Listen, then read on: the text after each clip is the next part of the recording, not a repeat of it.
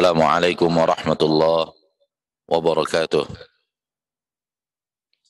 Innal hamdalillah nahmaduhu wa nasta'inuhu wa nastaghfiruh wa na'udzu billahi min shururi anfusina wa min sayyiati a'malina. Man yahdihillahu fala mudilla lahu wa man yudlil fala hadiya lahu. Asyhadu an la ilaha illallah wahdahu la syarika lah wa asyhadu anna Muhammadan abduhu wa rasuluh sallallahu alaihi wa ala alihi wa ashabihi wa man tabi'ahum bi ihsanin ila yaumiddin wa sallama tasliman katsira. Ya ayyuhalladzina amanu taqullaha haqqa tuqatih wa la tamutunna illa wa antum muslimun. Ya ayyuhan nasu taqu rabbakumul ladzi khalaqakum min nafsin wahidah wa khalaqa minha zawjaha wa batha minhuma rijalan katsiran wa nisaa'a wattaqullaha alladzi tasaaluna bihi wal arham innallaha kana 'alaikum raqiba. Ya ayyuhalladzina amanu taqullaha wa qulu qawlan sadida yuslih lakum a'malakum wa yaghfir lakum dhunubakum wa man yuti'illaha wa rasulahu faqad faza fawzan 'azima. Amma ba'du fa inna asdaqal hadithi kitabullah wa khairal hadi hadi Muhammadin sallallahu alaihi wasallam wa syarral umuri muhdatsatuha fa inna kulla muhdatsatin bid'ah wa kulla bid'atin dhalalah wa kulla dhalalatin finnar. Ma'asyiral muslimin, ma'asyiral muslimat, ikhwani wa akhawat dimanapun anda berada, rahimani wa rahimakumullah. Pertama-tama sekali mari kita bersyukur kepada Allah tabaraka wa ta'ala, Rabbul Izzati wal Jalalah wa Rabbul Jabaruti wal Malakuti wal Kibriyai wal Azamah, atas segala rahmat dan nikmat yang dicurahkan Allah tabaraka wa ta'ala kepada kita. Dan sungguh Allah tabaraka wa ta'ala benar-benar mencurahkan rahmat dan nikmatnya yang sangat teramat banyak. Rahmat dan nikmat yang tiada tara dan tiada terhingga itu setiap hari di dalam kehidupan kita di permukaan bumi ini. Tidak akan ada hari yang kita lalui melainkan bergelimang dengan rahmat dan nikmat Allah yang tiada tara dan tiada terhingga. Sehingga merupakan keharusan, kepantasan atau kewajiban bagi kita untuk bersyukur kepada Allah Subhanahu wa ta'ala atas limpahan rahmat dan nikmatnya yang luar biasa tersebut. Salawat dan salam kepada Nabi kita tercinta, Rasul kita yang mulia, suri tauladan kita Nabi Muhammad bin Abdullah sallallahu alaihi wasallam, yang mana beliau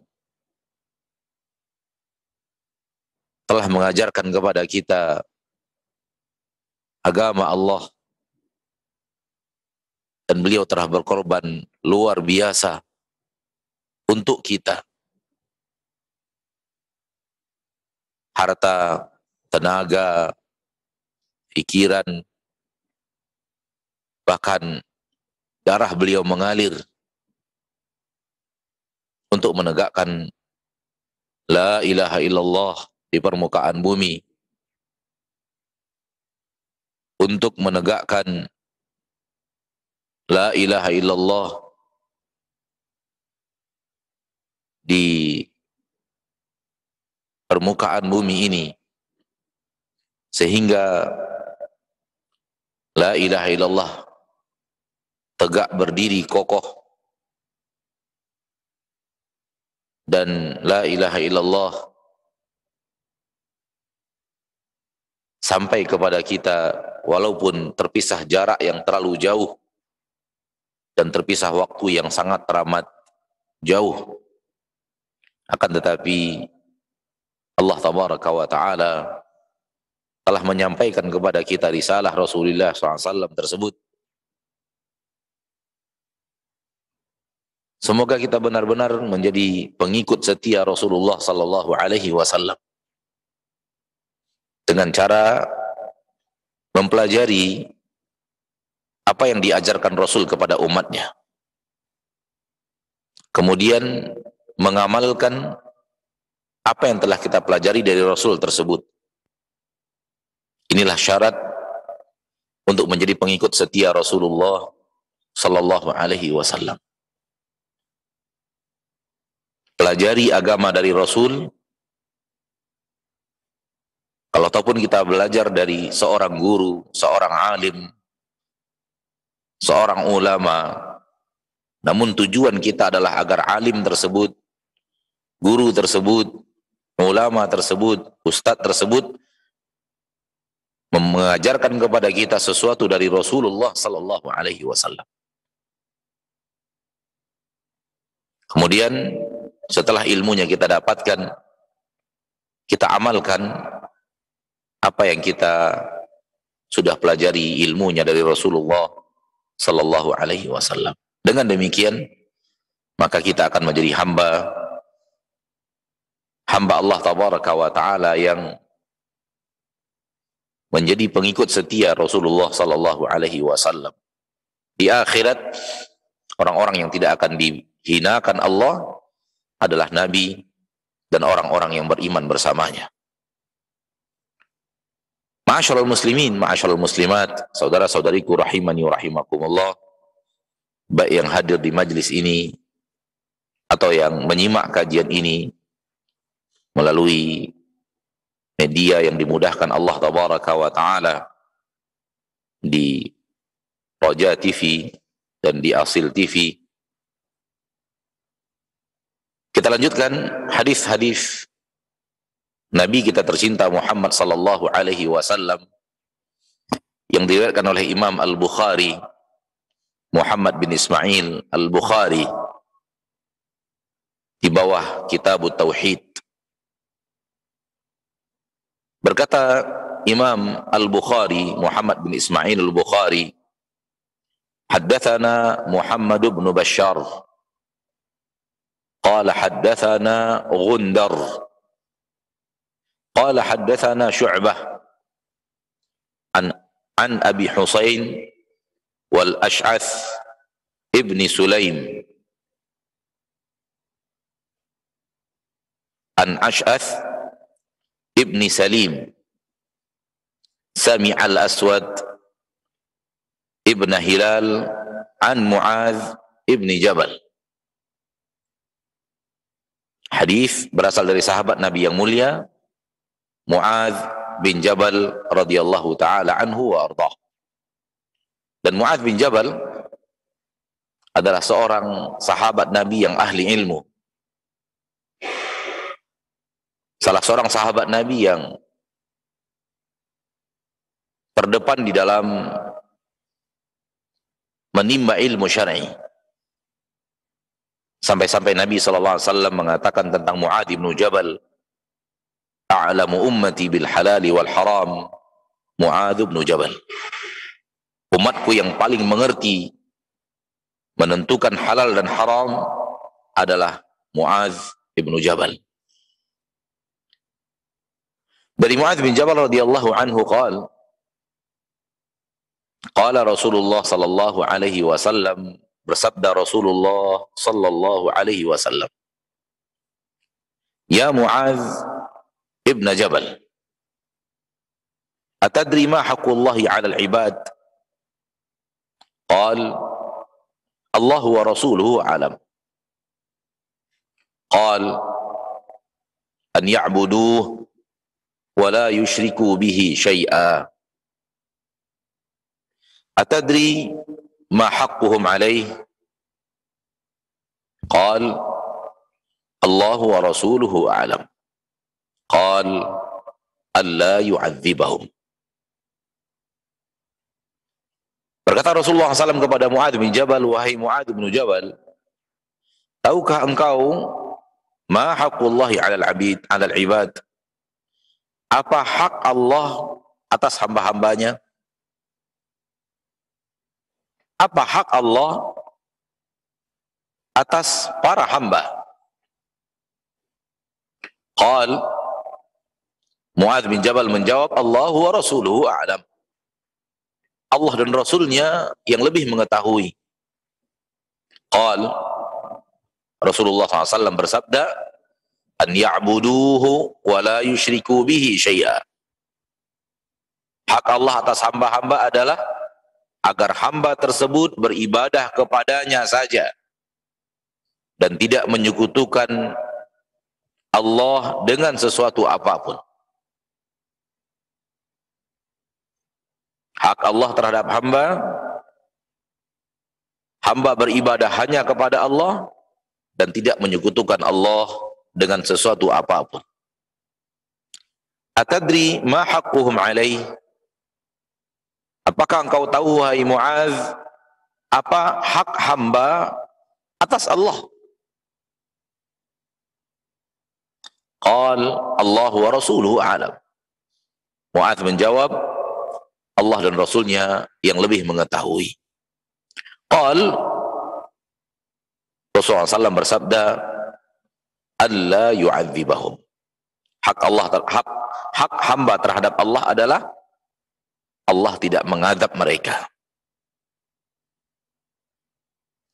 Ma'asyiral muslimin, ma'asyiral muslimat, ini hadis yang akan menjadi bahasan kita pada pertemuan kali yang berbahagia ini biidznillahi azza wa jal. Dan materi kita di pertemuan kali ini berhubungan dengan isi kandungan daripada hadis ini. As'alullah azza wa jal, ana memohon kepada Allah tabaraka wa ta'ala agar bisa membicarakannya dan dimudahkan Allah untuk membicarakannya, karena ini adalah inti daripada agama Allah. Ma'asyiral muslimin, ma'asyiral muslimat, hadis ini dikatakan oleh para ulama adalah hadis yang sangat agung, berbicara tentang fadlu tauhid, keutamaan tauhid. Keutamaan tauhid. Lihat keutamaan tauhid di akhir hadis. Manakala seorang hamba bertauhid, seorang muslim dan muslimah bertauhid, mengesahkan Allah tabaraka wa ta'ala di dalam kehidupannya, di dalam kesehariannya, di dalam setiap ibadah yang dia lakukan, lihat hasilnya, yaitu alla yu'adzibahum. Allah tidak akan azab mereka. Bukankah ini yang kita harapkan? Bukankah ini yang kita inginkan? Bukankah ini yang kita tuju?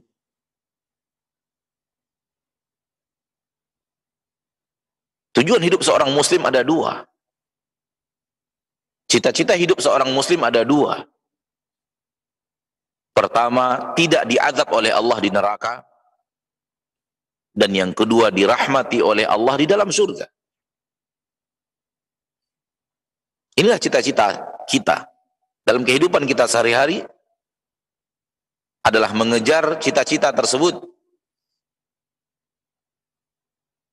Dan tauhid apabila diamalkan akan mengantarkan seorang muslim kepada cita-citanya tersebut.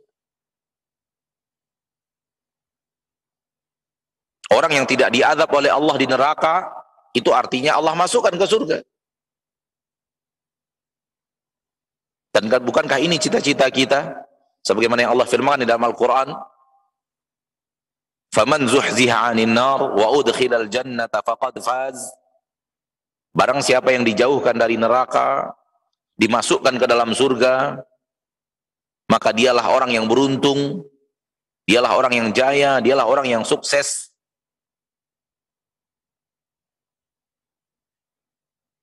Islam tidak pernah memandang Orang yang mencapai kesuksesan duniawi sebagai sebuah kesuksesan.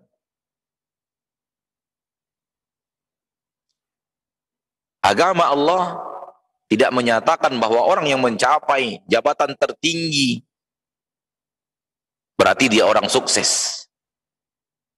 Atau orang yang berhasil mengumpulkan kekayaan terbanyak berarti dia mencapai kesuksesan. Tidak. Kesuksesan dalam agama Islam hanyalah untuk orang yang memenuhi kriteria tadi. Zuhziha 'anil nar wa udkhilal jannah. Dijauhkan dia dari neraka dan dimasukkan ke dalam surga.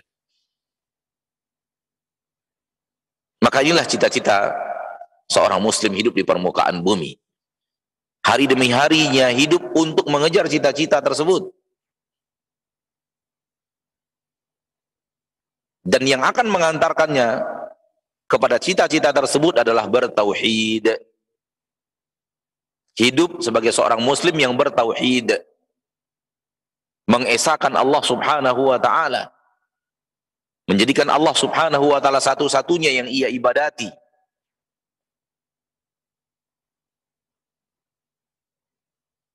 Lihat hadis yang mulia ini.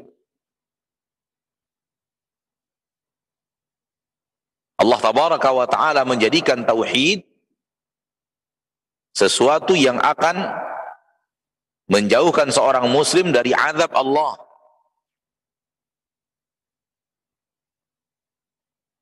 Dan orang yang tidak diazab oleh Allah di dalam nerakanya, mereka lah orang-orang yang akan Allah masukkan ke dalam surganya. Di akhirat hanya ada dua tempat, tak ada yang ketiga. Imma jannah wa imma nar. Kalau tidak surga maka neraka, kalau tidak neraka maka surga. Inilah keutamaan tauhid. Fadlul tauhid, keutamaan tauhid, ma'asyiral muslimin, ma'asyiral muslimat, rahimani wa rahimakumullah. Maka setiap hamba yang benar-benar serius ingin ke surga, serius ingin selamat dari neraka, dia harus serius bertauhid.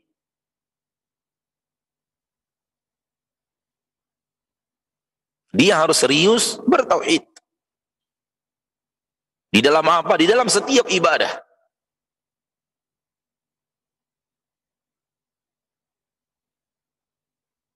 Seluruh ibadah yang dia lakukan, dia dirikan di atas pondasi tauhid. Salatnya di atas tauhid, zakatnya di atas tauhid, puasanya di atas tauhid, haji dan umrahnya berdiri di atas tauhid, infak dan sedekahnya berdiri di atas tauhid, membaca Al-Qur'annya berdiri di atas tauhid, silaturahimnya berdiri di atas tauhid, doa dan munajatnya berdiri di atas tauhid, permohonan-permohonannya kepada Allah berdiri di atas tauhid, baik permohonan untuk mendapatkan manfaat atau permohonan untuk terlindung dari mudarat berdiri di atas tauhid.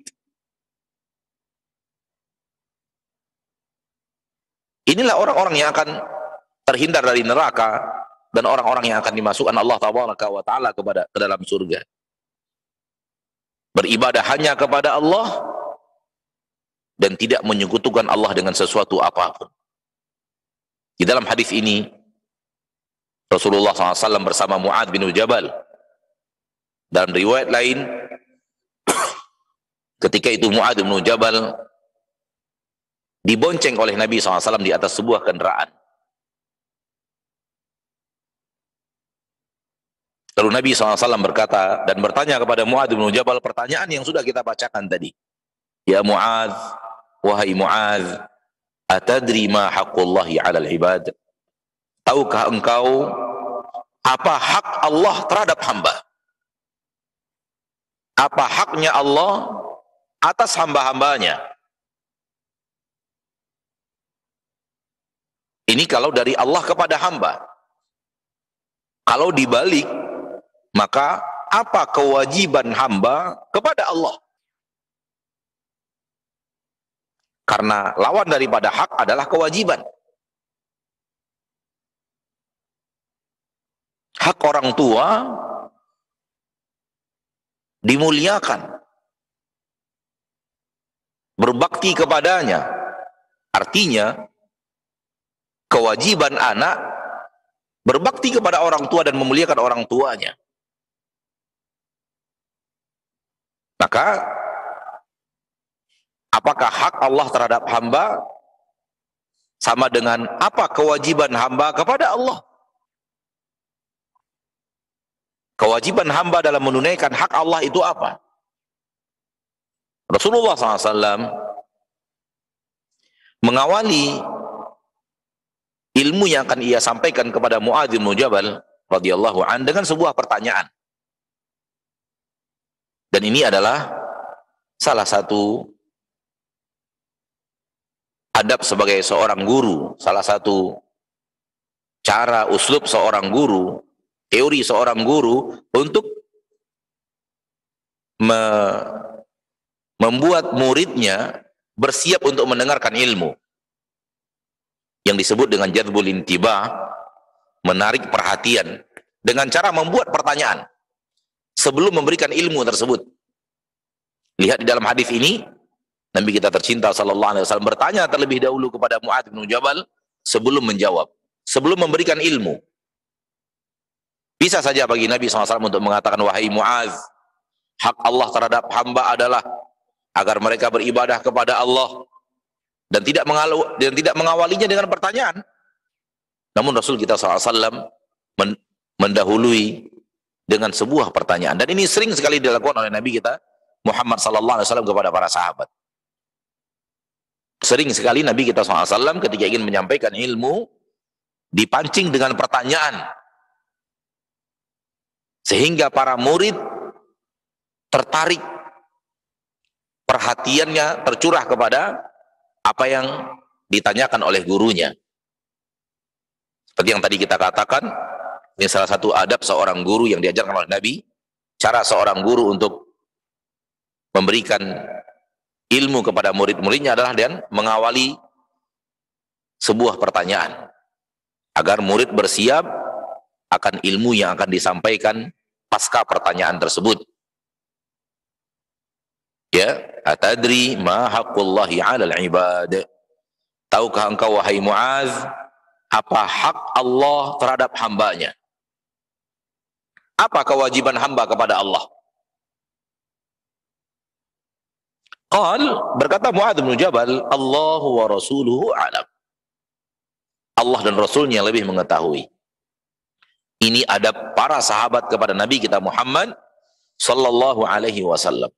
Ketika mereka ditanya, mereka selalu menjawab Allahu wa rasuluhu a'lam. Allahu wa rasuluhu a'lam. Allahu wa rasuluhu a'lam. Walaupun mereka tahu jawabannya. Walaupun para sahabat mengetahui jawaban dari pertanyaan Rasulullah SAW, namun adab mereka selalu menjawab Allahu wa rasuluhu a'lam.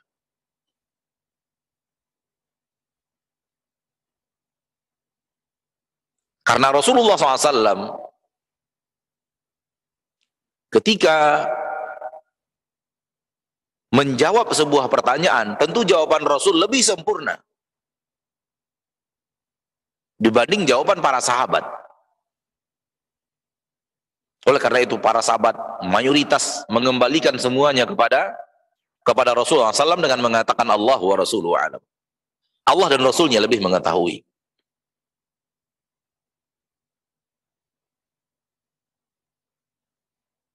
Namun ketika memang Rasul ingin sekali para sahabat menjawab, terlihat dari indikasi Rasul sangat ingin mendapatkan jawaban dari para sahabat, maka mereka akan menjawab sesuai dengan yang dimintakan kepada mereka jawabannya. Namun mayoritas pertanyaan-pertanyaan seperti ini dijawab oleh para sahabat dengan Allah wa rasuluhu a'lam.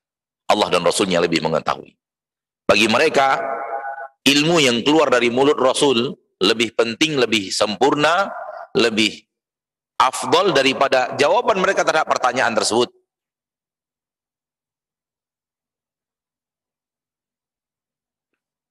Taib. Kalimat Allah wa rasuluhu a'lam, sepakat para ulama diucapkan ketika Rasul masih hidup. Ketika Rasul masih hidup. Namun ketika Rasul kita SAW sudah wafat, sudah tiada, sudah dipanggil menghadap Allah, apakah masih boleh kita mengucapkan Allahu wa rasuluhu alam? Ataukah cukup dengan Allahu alam? Mencukupkan dengan kalimat Allahu alam, tidak dengan Allahu wa rasuluhu alam. Kenapa? Karena Rasul sudah wafat. Rasul sudah tiada, salawatu rabbi wa salamu alaih.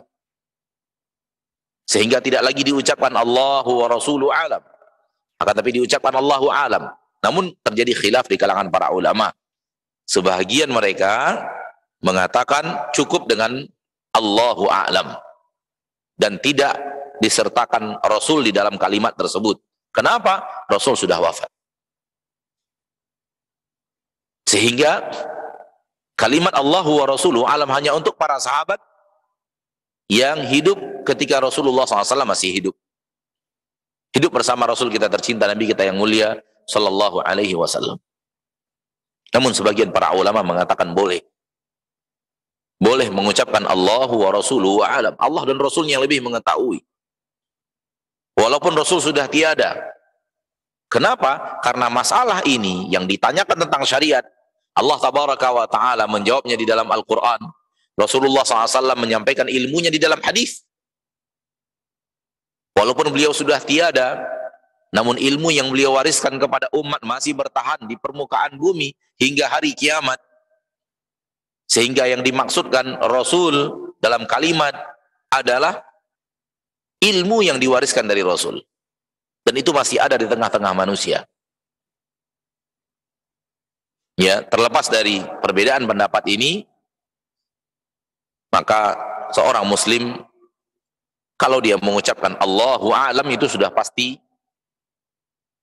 tidak ada khilaf di kalangan para ulama. Namun kalau dia ucapkan Allahu wa rasuluhu a'lam, seperti di zaman kita sekarang ditanya, lalu kita menjawab Allahu wa rasuluhu a'lam, sebagian ulama mengatakan boleh dan sebagian lain mengatakan tidak boleh.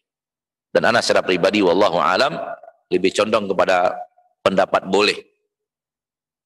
Dengan alasan yang tadi, bahwa yang dimaksud dengan Rasul di sini bukan Rasul yang hidup, akan tetapi ilmu Rasul yang masih berada di tengah-tengah kaum muslimin hingga akhir zaman. Jadi ketika ditanya oleh Nabi SAW kepada Mu'adz, atadri ma haqqullahi 'alal ibad, tahukah engkau apa hak Allah terhadap hamba? Dijawab oleh Mu'adz bin Jabal, Allahu wa rasuluhu a'lam. Qal, Rasulullah SAW bersabda, jawaban akan pertanyaan tersebut, an ya'buduhu wa la yushriku bihi syai'a.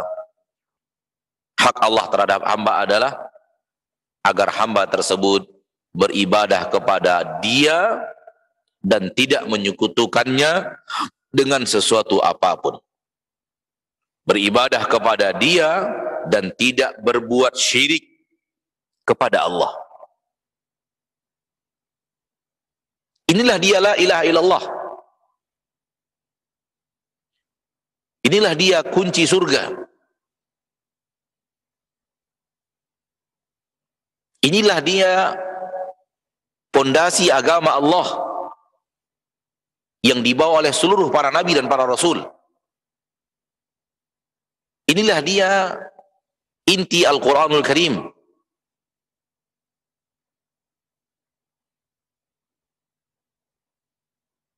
Dan inilah dia tauhid. Kalimat an ya'buduhu wa la yushriku bihi syai'a senada dengan kalimat la ilaha illallah. Makna dari kalimat an ya'buduhu wa la yushriku bihi syai'a sama dengan kalimat la ilaha illallah. Tidak ada ilah yang diibadati kecuali Allah. Beribadah hanya kepada Allah dan tidak mengibadati siapapun selain Allah.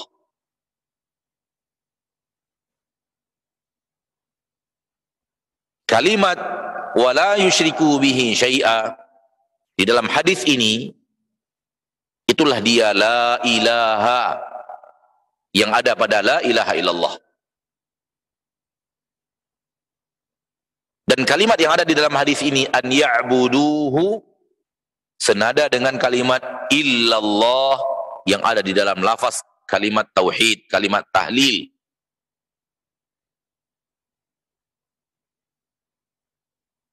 Dan inilah dia agama Allah. Kepada inilah seluruh para nabi dan para rasul berdakwah, diutus oleh Allah tabaraka wa taala, diturunkan risalah, diturunkan syariat, diturunkan wahyu, dan semua mereka mengajak kepada la ilaha illallah.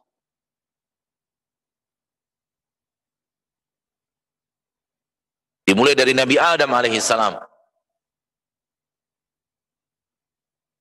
Nabi Nuh alaihissalam, Nabi Hud, Nabi Saleh, dan sebut-sebut seluruh para nabi dan para rasul sampai Nabi kita Muhammad SAW, semua mereka mengajak kepada la ilaha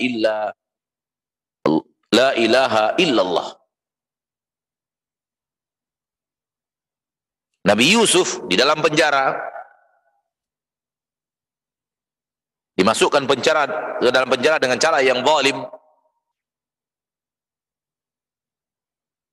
Kemudian masuk penjara 2 orang dari pegawai-pegawai istana, dan kedua pegawai istana itu bermimpi, lalu menanyakan takwil mimpinya kepada Nabi Yusuf alaihi salam. Kata Nabi Yusuf, saya punya jawabannya, dan saya akan jawab pertanyaan kalian itu sebelum makanan datang. Namun sebelum Nabi Yusuf menjawab pertanyaan tersebut, Nabi Yusuf mendakwahi mereka dengan mengatakan, "A'arbabun mutafarriquna khairun amillahul wahidul qahar?" Lihat di dalam surat Yusuf. "Ma kana lana an nusyrika billahi min syai'." Apakah ilah yang banyak yang disekutukan manusia, ilah yang beraneka ragam, berarti terjadi kesyirikan, apakah itu lebih baik? Amillahul wahidul qahar, atau beribadah kepada Allah yang Esa, yang Maha Kuasa? Lihat dakwah Nabi Yusuf. Maka nalana an nusyrika billahi min syai'. Tak mungkin bagi kami menyekutukan Allah dengan sesuatu apapun. Nabi Yusuf mengatakan, tak mungkin bagi kami menyekutukan Allah dengan sesuatu apapun. Hadis Nabi SAW, wala yusyriku bihi syai'a. Jangan dia menyekutukan Allah dengan sesuatu apapun. Lihat keidentikan dakwah Nabi Muhammad SAW dengan dakwah Nabi Yusuf alaihissalam. Nabi Ibrahim juga sama. Qad kanat lakum uswatun hasanatun fi Ibrahim walladzina ma'ah idh qalu liqaumihim inna bura'a'u minkum wa mimma ta'buduna min dunillah kafarna bikum wa bada bainana wa bainakumul adawatu wal baghdha'u abadan hatta tu'minu billahi wahda. Kami berlepas diri dari apa yang kalian ibadati selain Allah, dan kami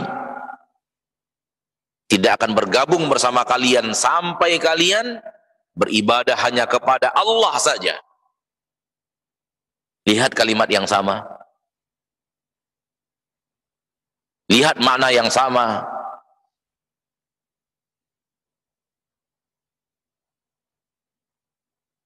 Kepada Nabi Nuh, Allah tabaraka wa ta'ala mengatakan di dalam Al-Quran, surah Al-A'raf.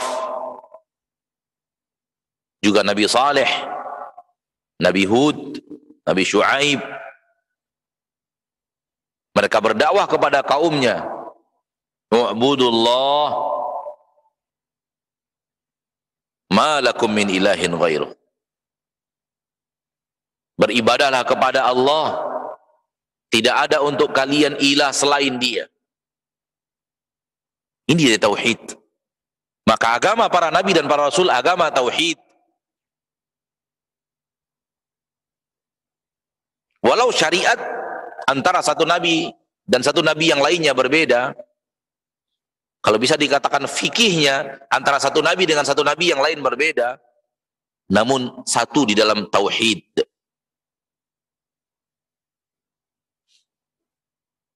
Dan itulah dia agama para nabi dan para rasul.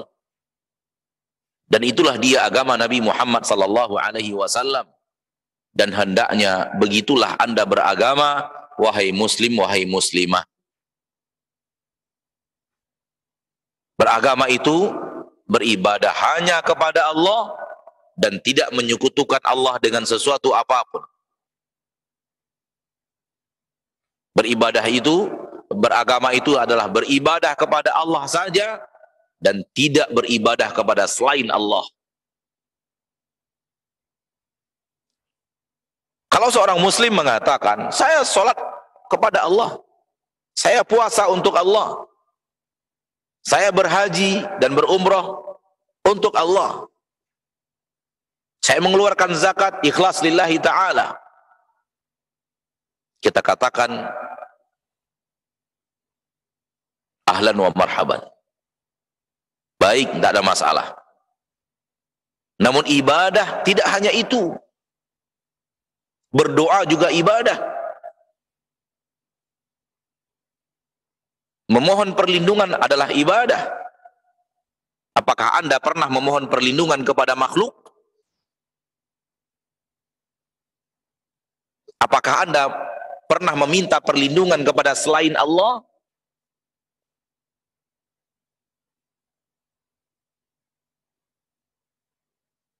Memohon agar diberikan manfaat, diberikan rezeki dan nikmat, diberikan kelapangan ini dan itu, ini adalah ibadah.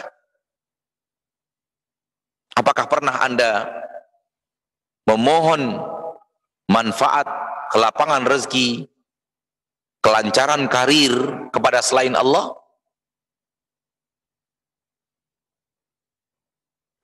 Kalau Anda telah sholat untuk Allah, puasa untuk Allah, berhaji untuk Allah, mengeluarkan zakat untuk Allah, yang lain pun harus sama.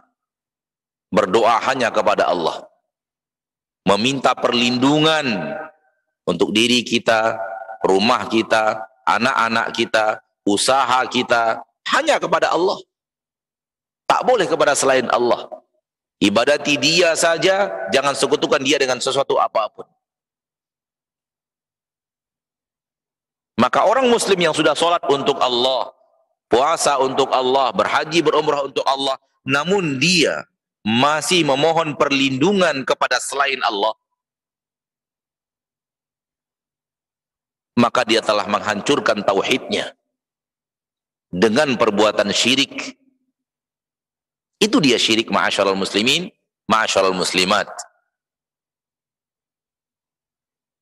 Syirik itu adalah engkau beribadah kepada Allah iya, kepada selain Allah juga iya.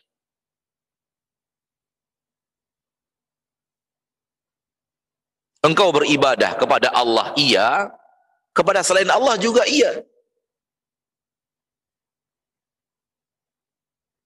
Memohon kelapangan rezeki,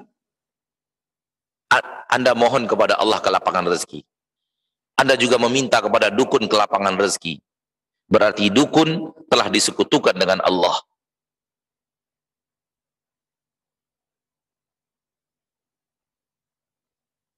Anda mohon didatangkan jodoh kepada Allah dalam doa-doa Anda. Namun Anda juga memohon kepada cincin yang Anda pakai. Karena ini cincin sakti. Anda telah menyekutukan Allah dengan cincin. Anda telah berbuat syirik.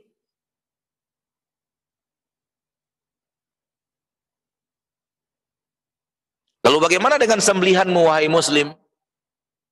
Karena sembelihan adalah bahagian daripada ibadah. Pernahkah Anda menyembelih untuk selain Allah? Untuk hal-hal yang tidak Allah perintahkan dan tidak Allah ridhoi?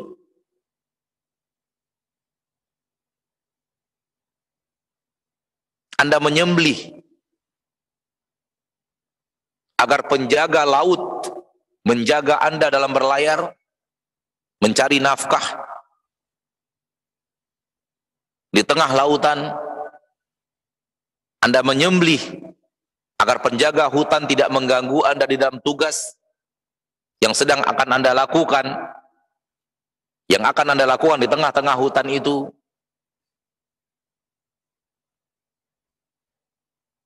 atau Anda menyembelih untuk penunggu sungai karena Anda ada program, ada proyek pembangunan jembatan di atas sungai tersebut.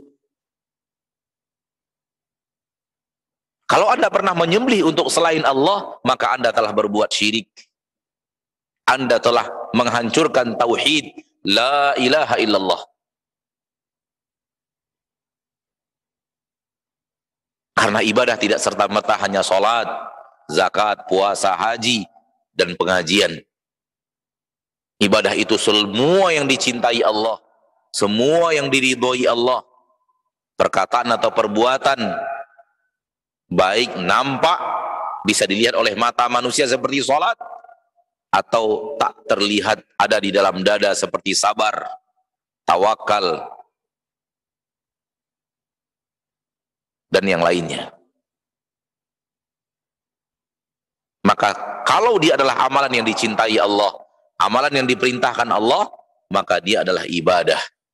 Ketika Anda melakukan ibadah itu, wajib hanya kepada Allah satu-satunya, dan jangan sekutukan Allah dengan sesuatu apapun. Jangan kepada Allah iya, kepada selain Allah juga iya. Itu dia syirik.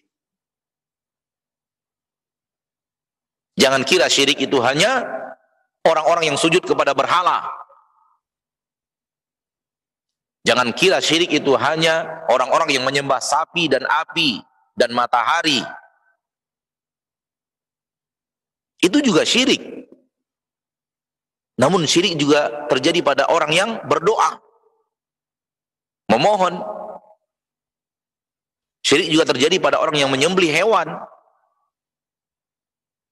Syirik juga terjadi pada tawakal. Syirik juga terjadi pada rasa takut. Syirik juga terjadi pada rasa cinta.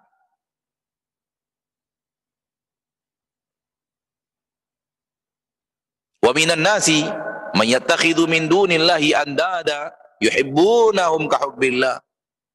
Di antara manusia ada yang menjadikan selain Allah tandingan, sekutu bagi Allah. Mereka mencintai sekutu Allah itu seperti kecintaan mereka kepada Allah. Lihat, syirik dalam cinta.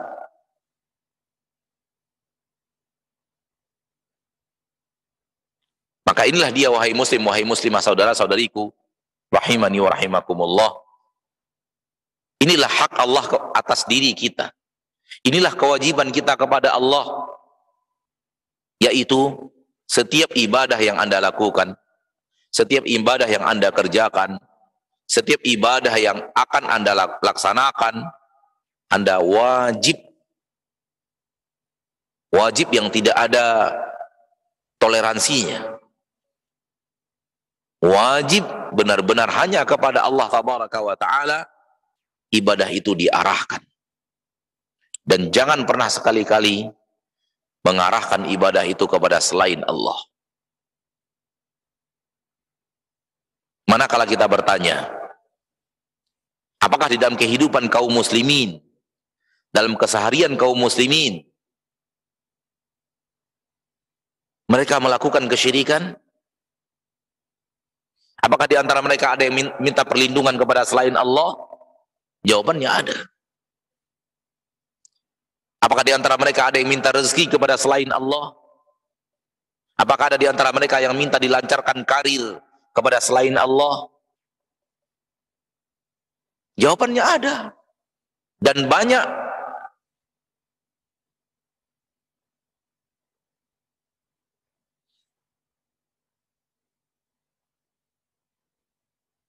Nabi SAW mengatakan, innar ruqa wat tamaima wat tiwalata syirik.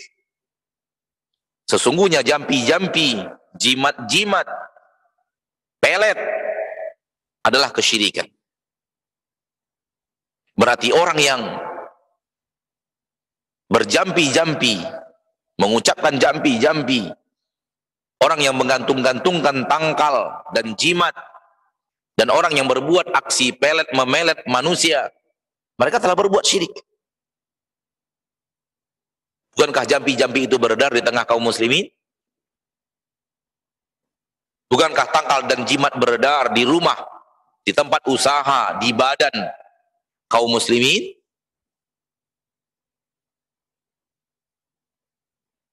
Bukankah aksi mendatangi seorang dukun untuk memelet seseorang juga dilakukan oleh kaum muslimin? Mereka telah terjerumus ke dalam syirik, yang syirik itu adalah lawan daripada tauhid. Yang syirik itu adalah lawan daripada tauhid. Kalau syirik itu tiba, tauhid hancur. Kalau tauhid itu tiba, syirik hancur. Dua yang tidak akan pernah bersatu.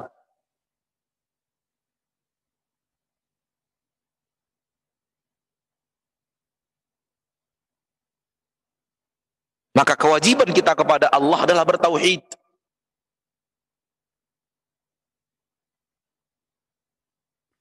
Beribadah hanya kepada Allah satu-satunya. Dan menjauhi peribadatan kepada selain Allah. Tinggalkan saudaraku, saudariku, kaum muslimin dan muslimat, kebiasaan-kebiasaan yang mungkin Anda lihat di tengah kehidupan dan tengah keseharian Anda bersama kaum muslimin dan muslimat.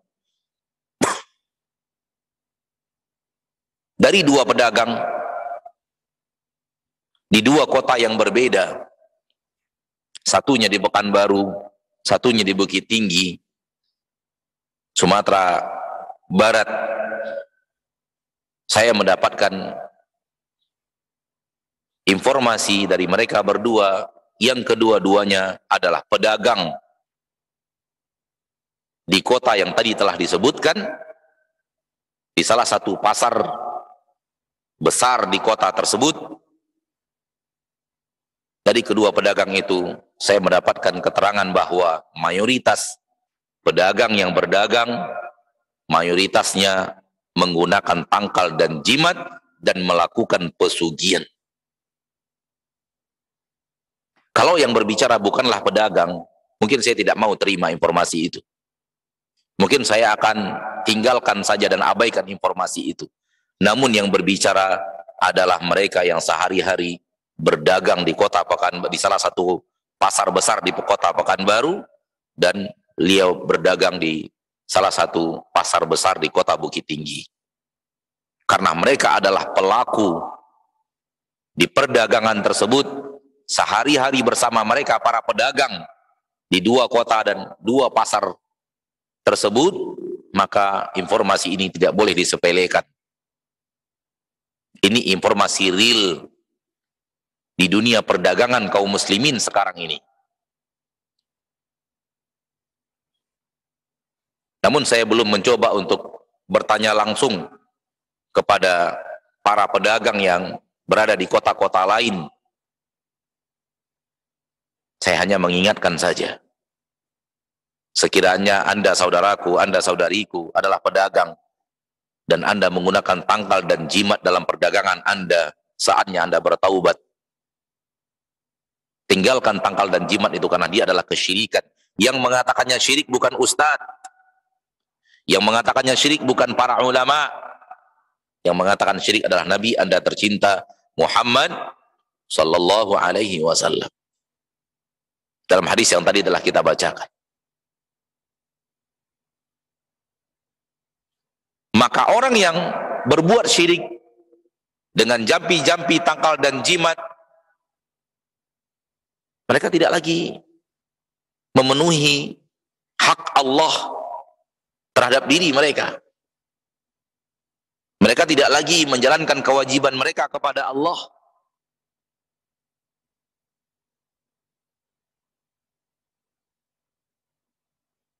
Dan ini hal yang paling berbahaya dalam hidup seorang muslim dan muslimah. Hal yang paling berbahaya dari hidup seorang muslim dan muslimah adalah dia terjerumus ke dalam dosa syirik. Dosa menyekutukan Allah. Semua kita tahu. Tanya semua umat Islam yang belajar agama Islam, apa dosa terbesar? Apa dosa paling besar? Semua akan menjawab syirik. Itu dia syirik. Tangkal dan jimat itu. Itu dia syirik. mendatangi dukun dan mempercayai apa yang dia ucapkan dari perkara-perkara gaib, mencari barang yang hilang, memelet seseorang, membuat hati suami menjadi sayang, atau membuat hati seorang menjadi benci kepada istrinya atau kepada suaminya. Hal yang berhubungan dengan kecondongan-kecondongan hati dari dunia perdukunan, itu dia at-tiwalah yang dikatakan dalam hadis Nabi SAW tadi yang kita bacakan. Membuat seseorang membenci seseorang, membuat seseorang mencintai seseorang.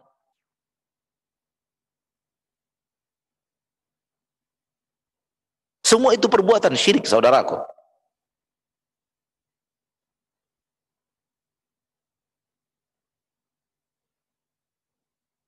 Dan kalau Anda melakukan dosa syirik itu, la ilaha illallah Anda hapus,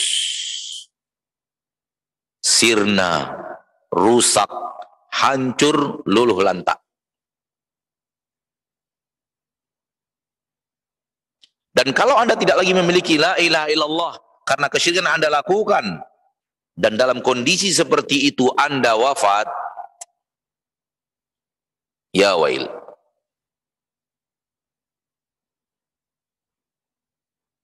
Ya wailak.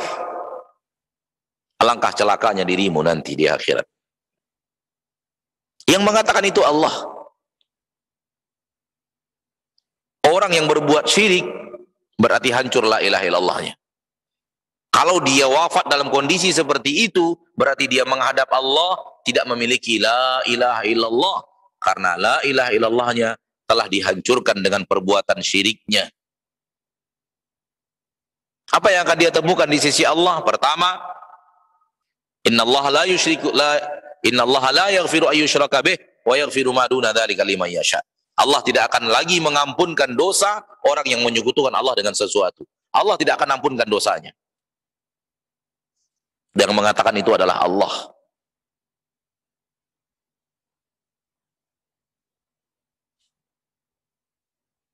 Yang kedua, la in asyrakta la yahbatanna 'amaluk. Kalau engkau berbuat syirik, hapus seluruh amal solehmu. Dia menghadap Allah tanpa amal soleh. Berarti hanya dengan dosa. Dosa-dosanya tak mendapatkan pengampunan. Bukankah ini kebinasaan tingkat tinggi, di mana tidak ada kebinasaan yang lebih dahsyat dari semua itu? Lalu apa buahnya? Buahnya adalah innahu may yusyrik billah faqad harramallahu alaihi al-jannah wa ma'wahu an-nar. Barang siapa yang berbuat syirik kepada Allah, maka Allah tabaraka wa taala haramkan untuknya surga. Allah hapuskan amalmu, Allah tidak akan pernah mengampunimu. Allah haramkan untukmu surganya, dan Allah masukkan engkau ke neraka. Wa ma'wahun nar. Siapa ini? Kalau engkau menghadap Allah dengan dosa syirik besar. Oleh karena itu selamatkan dirimu. Dan berusahalah menyelamatkan istri dan anak-anakmu, keluarga besarmu. Berusaha menyelamatkan. Namun keselamatan datang dari Allah. Kita hanya berusaha menyelamatkan sahabat-sahabatmu, tetangga dan kerabat, dan kaum muslimin secara umum. Selamatkan mereka dari perbuatan syirik, agar mereka tidak mendapatkan 4 kehinaan yang luar biasa. 4 super kehinaan yang luar biasa. Hapus seluruh amalan, tak akan mendapatkan ampunan, masuk neraka, dan diharamkan surga. Siapa yang mau mendapatkan penderitaan dahsyat ini? Kalau kita tidak mau, maka tunaikan hak Allah terhadap diri kita. Lakukan kewajiban kita kepada Allah. Beribadah hanya kepadanya, dan tidak menyekutukan dia dengan sesuatu apapun. Berikutnya Nabi SAW bertanya kepada Mu'adz, atadri ma haqquhum alaih? Tahukah engkau wahai Mu'adz? Tahukah engkau wahai Mu'adz, apa hak hamba terhadap Allah? Apa kewajiban Allah kepada hamba? Qal Allahu wa rasuluhu a'lam. Imam Al-Bukhari dari sahabat Nabi yang mulia Mu'adz bin Jabal bisa kita jadikan faedah dan manfaat, dan waktu yang tersisa kita gunakan untuk menjawab pertanyaan. Kalau seandainya kita ada ilmunya, maka kita akan jawab insyaallah taala. Sallallahu wasallam wa baraka wa an'am ala abdihi wa rasulihi. Nah, ikhwatal Islam azakumullah, para pemerhati roja sekalian, demikian materi yang telah disampaikan di kesempatan pagi menjelang siang ini. Dan sekali lagi, bagi Anda para pemerhati sekalian yang ingin bertanya, silakan Anda bisa mengirimkannya di nomor layanan WhatsApp, dan tentunya kami harapkan untuk pertanyaan disesuaikan dengan pembahasan kita di kesempatan pagi menjelang siang ini. Baik, yang pertama kami ajukan, ada pertanyaan dari hamba Allah yang berada di Sumatera Selatan. Assalamualaikum warahmatullahi wabarakatuh. Ya Ustaz, dulu ketika saya sedang hamil, pernah datang ke dukun beranak. Niatnya hanya untuk mengurut-urut perut saja, tapi ternyata dukun beranak tersebut melakukan ritual yang lain, yang saya anggap hal tersebut merupakan ritual kesyirikan, dan diberikan minuman yang harus diminum oleh kita. Padahal niat saya hanya untuk diurut. Bagaimanakah dengan posisi saya tersebut? Apakah saya telah melakukan kesyirikan yang mendatangi dukun di saat itu? Rasulullah SAW bersabda, kapan terjerumus seorang manusia ke dalam kesyirikan? Ketika mendatangi dukun. Rasulullah SAW bersabda,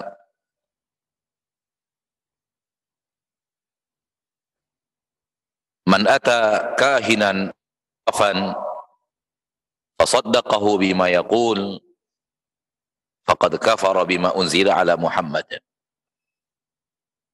Barang siapa yang mendatangi dukun atau tukang ramal,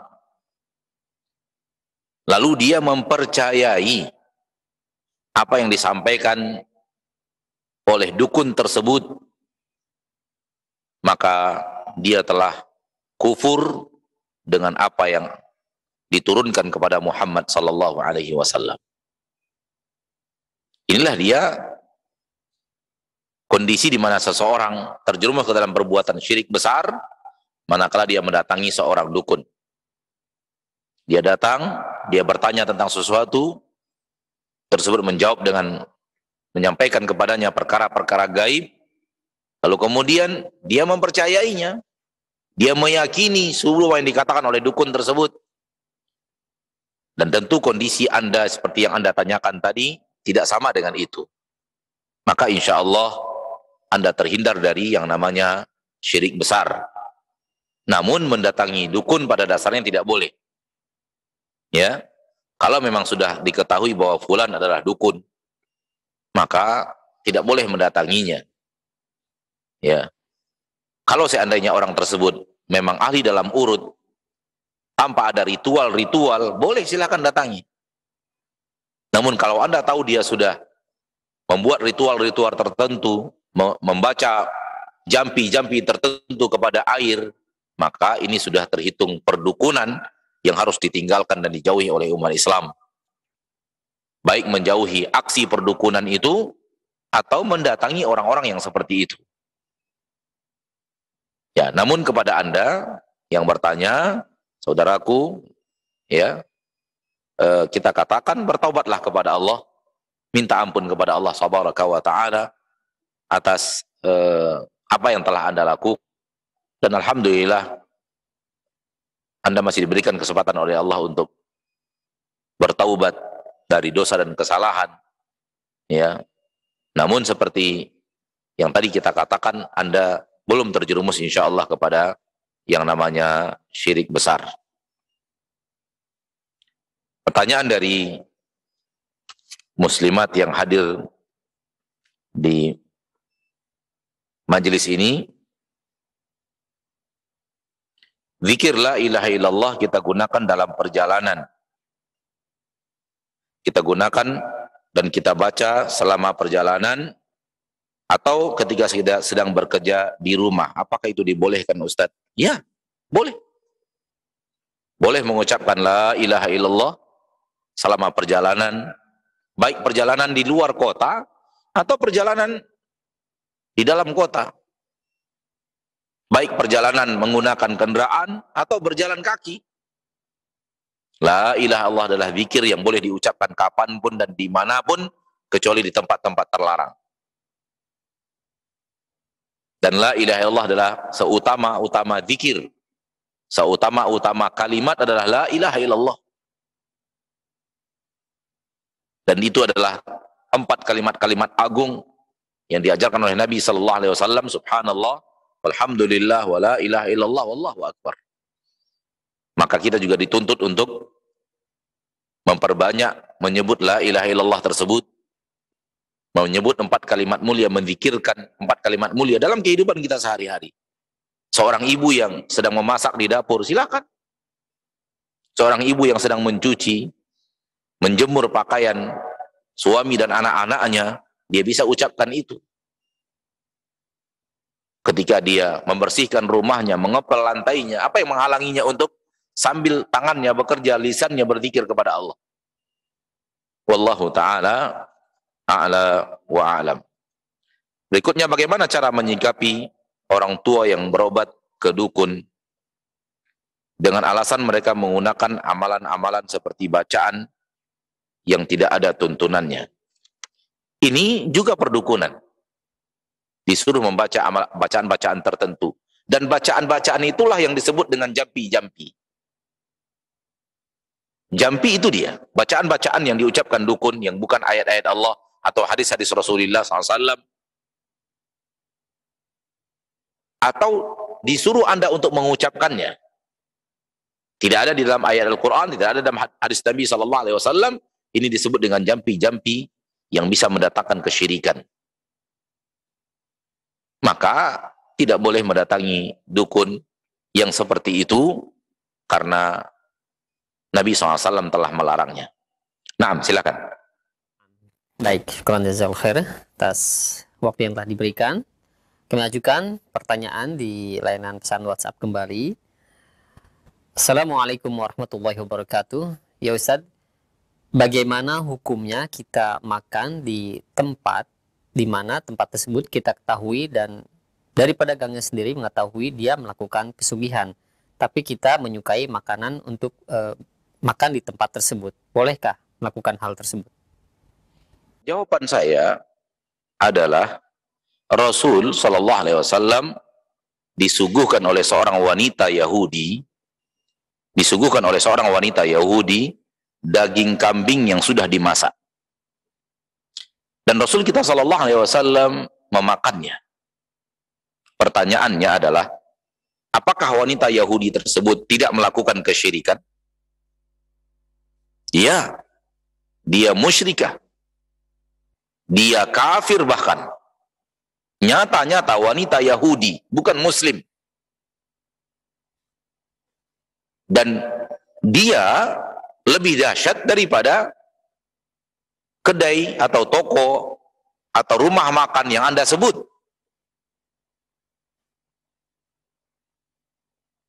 Tapi Rasulullah SAW melihat ini daging kambing, daging halal, sembelihan ahlul kitab, dan sembelihan ahlul kitab halal, dan Rasulullah SAW memakannya. Ini menunjukkan bahwa selagi yang dijual orang kepada kita benda halal, dan kita mendapatkannya dengan cara yang halal, maka dari siapapun halal untuk dimakan. Halal untuk dimakan. Dia bukan orang Islam. Bahkan agamanya tidak agama ahlul kitab. Agama wathani, agama karya manusia. hamba-hamba dewa, hamba-hamba patung. Namun yang dia jual kentang goreng. Maka halal bagi kita untuk membeli kentang goreng itu dari dirinya dan memakannya. Karena bendanya halal, cara mendapatkannya membeli. Maka syarat kehalalan untuk sebuah makanan yang kita konsumsi, bendanya halal, cara mendapatkannya halal. Dan tidak dilihat dari siapa kita mendapatkannya. Wallahu ta'ala alam. Baik, selanjutnya kami ajukan pertanyaan di layanan pesan WhatsApp. Ada 2 pertanyaan yang senada kami ajukan. Ya Ustadz, bagaimana cara bertaubat atas perbuatan kesyirikan yang pernah kita lakukan di masa lampau? Apakah harus mengulangi syahadat kita ataukah bagaimana Ustadz? Mohon penjelasannya. Bertaubat dari dosa syirik sama dengan bertaubat dari dosa apapun. Dari dosa riba, dosa zina, dosa membunuh, dosa berkhianat, dosa durhaka, dan dosa-dosa lainnya. Yaitu penuhi 3 syarat. Yang pertama, tinggalkan. Yang kedua, sesali masa lalu. Yang ketiga, bertekad untuk tidak akan lagi mengulanginya. Apabila ketiga-tiganya terpenuhi, maka kita telah bertaubat daripada dosa tersebut. Dan orang yang bertaubat dari dosa tersebut, dia kembali kepada masa lalunya. Dia kembali kepada masa lalunya yang muslim, yang bertauhid dan tidak berbuat syirik. Adapun harus mengucapkan syahadat lagi, tidak insyaallah ta'ala. Ya, tidak. Karena dia sebelumnya muslim. Namun muslim yang terjerumus dalam dosa syirik, tinggal taubat daripada syiriknya, maka dia kembali kepada keislamannya. Toh di dalam Islam dia akan pasti bersyahadat, di dalam sholat dia pasti bersyahadat, di dalam zikir pagi dan sore kalau dia membacanya dia akan bersyahadat. Ya. Di dalam zikir-zikir setelah sholatnya dia akan bersyahadat. Namun kalau dia benar-benar bukan muslim, bertaubat dari agama lain, maka itu wajib baginya untuk mengucapkan syahadat. Walau tidak ada orang yang tahu, tidak ada orang yang lihat sah syahadatnya. Wallahu ta'ala a'la wa a'lam. Berikutnya kita bacakan dari kaum muslimin yang hadir langsung di kajian ini. Seorang yang menderita suatu penyakit dan dia disarankan oleh ahli medis untuk minum obat seumur hidup. Apakah ini kesyirikan Ustadz? Insya Allah tidak. Insya Allah tidak. Sama dengan yang tadi, pertanyaan dari pemirsa TV, apakah mendatangi dokter bagian daripada kesyirikan? Jawabannya sama. Insya Allah tidak. Karena yang tadi kita disuruh berobat kepada yang mengerti resep obat, rumus obat, dan takarannya, dan mereka adalah para dokter. Namun para dokter itu ketika melihat kita punya penyakit tertentu seperti jantung dan yang lainnya, maka kita disuruh minum obat dan kemudian dikatakan obat ini harus diminum seumur hidup. Ya. Maka melakukan itu insya Allah bukanlah bagian daripada kesyirikan. Tetap saja tadi, seperti yang tadi kita katakan bahwa harus hati itu tetap terjaga, hati itu tetap terkondisi, bahwa kesembuhan hanya datang dari Allah Subhanahu wa ta'ala. Dan apabila kita pindah kepada para ahli kesehatan yang lain, kita menemukan mereka mengatakan bahwa tidak mesti seumur hidup. Karena penyakit itu juga ada obatnya yang insya Allah bisa menyembuhkan. Ya, tinggal kita mana yang akan kita lakukan, mana yang akan kita laksanakan. Namun kedua-duanya tidaklah syirik insya Allah ta'ala. Masih dalam pertanyaan kepada dari kaum muslimin yang hadir, Apakah susah untuk khusyuk di dalam salat? Hakikatnya sama dengan menyekutukan Allah. Tidak khusyuk di dalam salat tidak menyekutukan Allah. Bukanlah menyekutukan Allah. Bukanlah perbuatan syirik. Ya.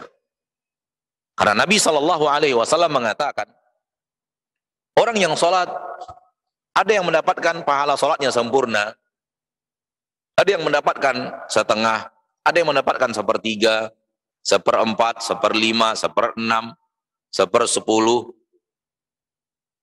Nabi mengatakan, dia dapat sholat tapi pahalanya hanya 1/10, hanya 10% pahalanya.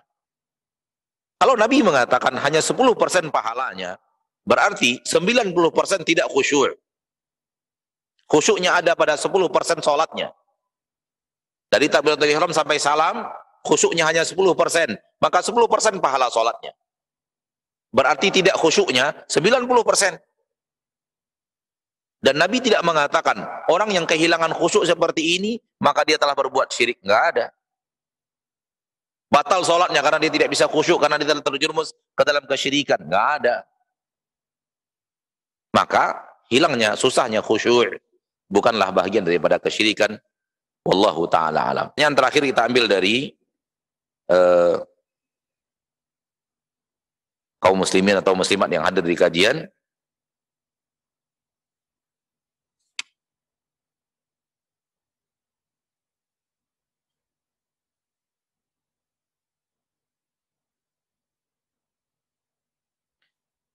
Teman ana memiliki sesuatu yang berbentuk jimat berwarna merah yang katanya milik orang tuanya, dan bersamaan dengan itu dia memang ada gangguan jin.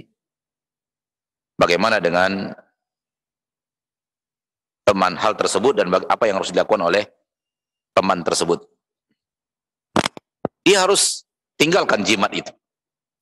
Wajib baginya untuk tidak menggunakan jimat tersebut dan menghanguskan jimat tersebut, membakar dan merusak jimat tersebut, karena itu permainan perdukunan, permainan tukang sihir. Ya, sebagaimana tidak boleh menyihir orang, demikian juga tidak boleh mencari tukang sihir untuk menjaga kita dari sihir orang lain. Sebagaimana berbuat sihir tidak boleh, dan mencari tukang sihir untuk menjaga kita dari tukang sihir pun tidak boleh. Dua-duanya adalah kesyirikan. Karena sihir itu adalah perbuatan kufur. Di dalam Al-Quran tentang ilmu sihir, Allah mengatakan, "Fala takfur." Jangan kalian berbuat kufur dengan mempelajari ilmu sihir.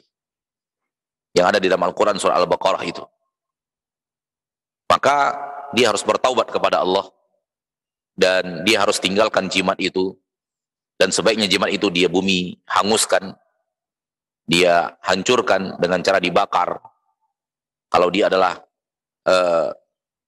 benang-benang buhulan, maka diputus, dipotong-potong, dan dibakar, dan dia berserah diri kepada Allah, berobat dengan obat-obat yang diizinkan oleh Allah untuk dia berobat dengannya, bukan dengan buhulan-buhulan tadi, bukan dengan jimat-jimat tadi.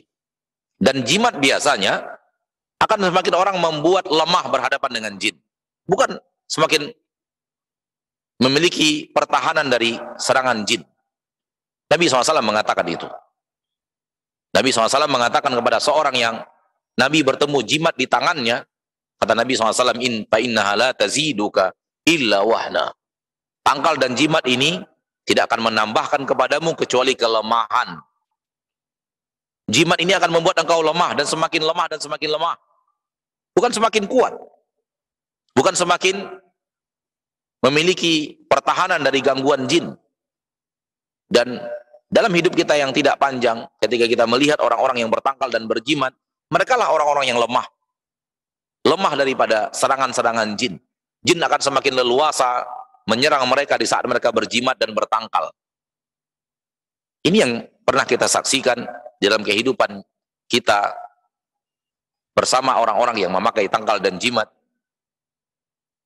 ketika kita meruqyah mereka. Dan ini yang kita temukan dari hadis Nabi SAW.